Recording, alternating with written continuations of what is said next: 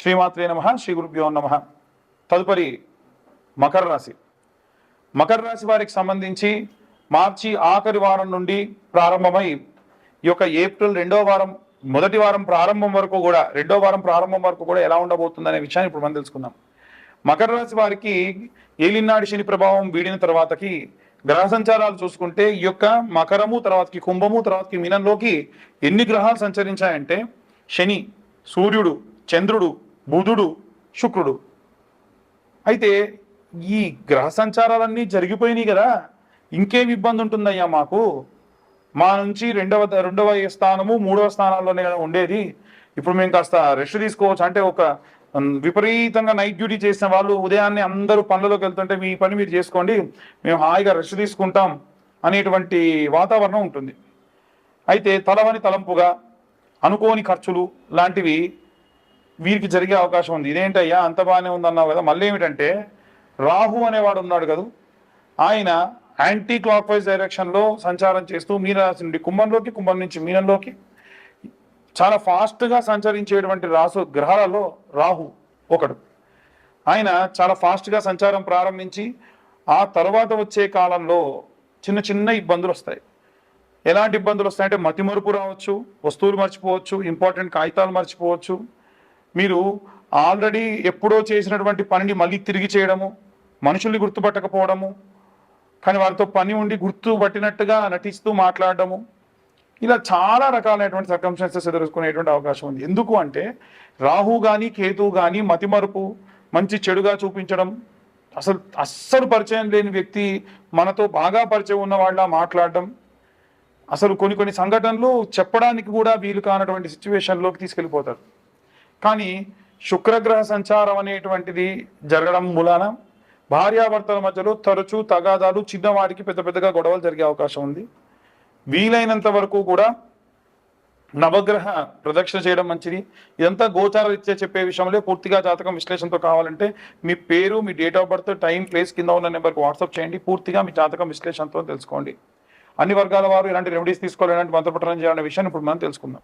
రాహుగ్రహ మరియు శుక్రగ్రహ సంచారం వలన ఎలాంటి పరిస్థితులు ఉంటాయి, ఎలాంటి జాగ్రత్తలు తీసుకోవాలి, ఎలాంటి మంత్రపఠనం చేయాలి, అది కూడా ఏ వర్గాల వారు ఎలాంటి మంత్రం చదివితే ఎలాంటి రెమెడీస్ పాటిస్తే మంచిది అనేటువంటి విషయాన్ని ఇప్పుడు మనం తెలుసుకుందాం. ప్రప్రథమంగా విద్యార్థి దశలో ఉన్నటువంటి వారికి సంబంధించిన విషయానికి వస్తే ప్రత్యేకమైనటువంటి శ్రద్ధ, ప్రత్యేకమైనటువంటి భక్తి అవసరం.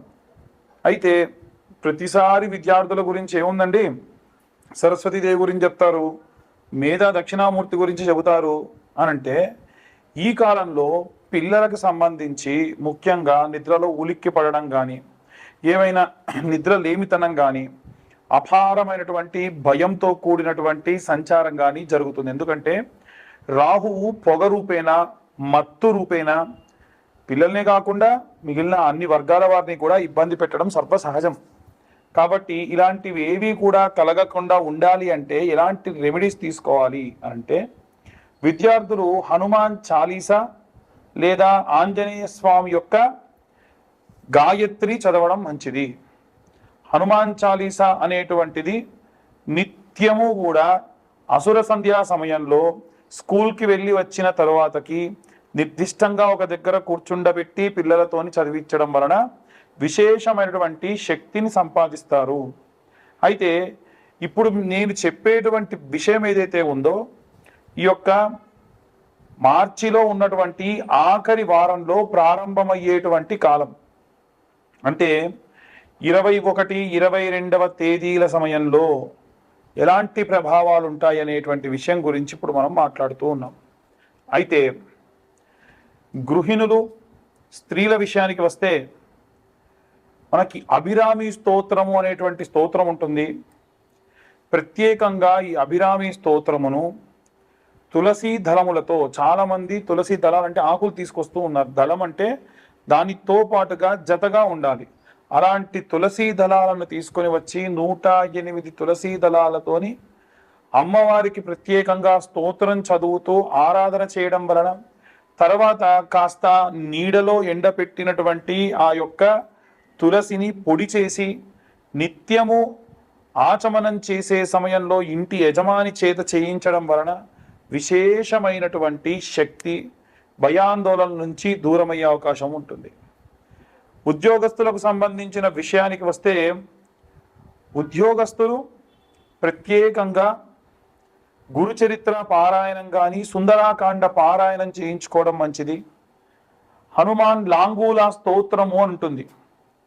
హనుమాన్ లాంగూలా స్తోత్రము హనుమన్నంజనీ సూతో మహాబల పరాక్రమ అని ప్రారంభమవుతుంది. ఆ యొక్క మంత్రాన్ని ఈ యొక్క ఉద్యోగస్తులు అలాగే వ్యాపారస్తులు నిత్యం అసుర సంధ్యా సమయంలో వినడం ప్రత్యేకమైన శక్తినిస్తుంది. ప్రత్యేక శత్రు వినాశనం కూడా జరుగుతుంది. అలాగే ఎవరైతే సినిమా రంగంలో ఉన్నటువంటి వారు ఉన్నారో వారు కనకదార స్తోత్రముతో పాటుగా రుద్రం నమకం చమకం అని మీరు కొడితే యూట్యూబ్లో కానీ స్పాటిఫైలో కానీ వస్తుంది. నిత్యం ఒకసారి అది వినడం విశేషంగా మంచిది. ఎవరైతే భూమికి సంబంధించి ఇబ్బంది పడుతున్న రైతులు కానీ, భూమి అమ్మాలి కొనాలి అనుకునేటువంటి వారు కానీ ఎవరైతే ఉంటారో వారు ప్రత్యేకంగా ఈ యొక్క నీలా స్తోత్రము అని ఉంటుంది, లేదా నీలా సూక్తము అని ఉంటుంది. భూసూక్తము, నీలా సూక్తము చదవడం కానీ వినడం కానీ చేయడం వలన నిత్యం భూమికి సంబంధించి అనుకూల పరిస్థితులు లభిస్తాయి.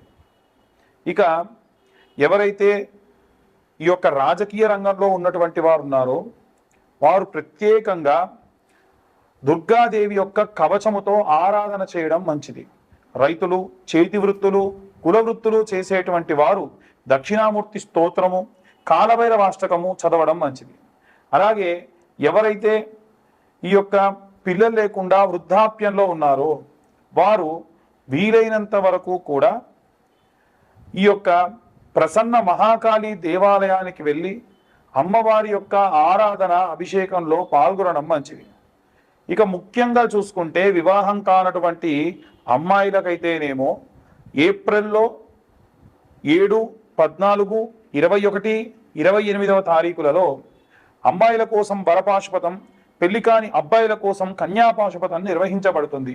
ఈ పాశుపతానికి 20-25 వేల దాకా ఖర్చు అవుతుంది. కానీ ఎటువంటి సామూహికంగా లేకుండా ఎవరికి వారికే చాలా మంది ఇబ్బంది పడుతున్నారని అడుగుతున్నారు. కాబట్టి ఈ యొక్క పాశుపత హోమం అంటే కన్యాపాశుపతం, వరపాశుపతం కేవలం 15,000 రూపాయలకి సామాగ్రంతా మేమే అరేంజ్ చేసి చెప్పడం జరుగుతుంది, చేయించడం జరుగుతుంది.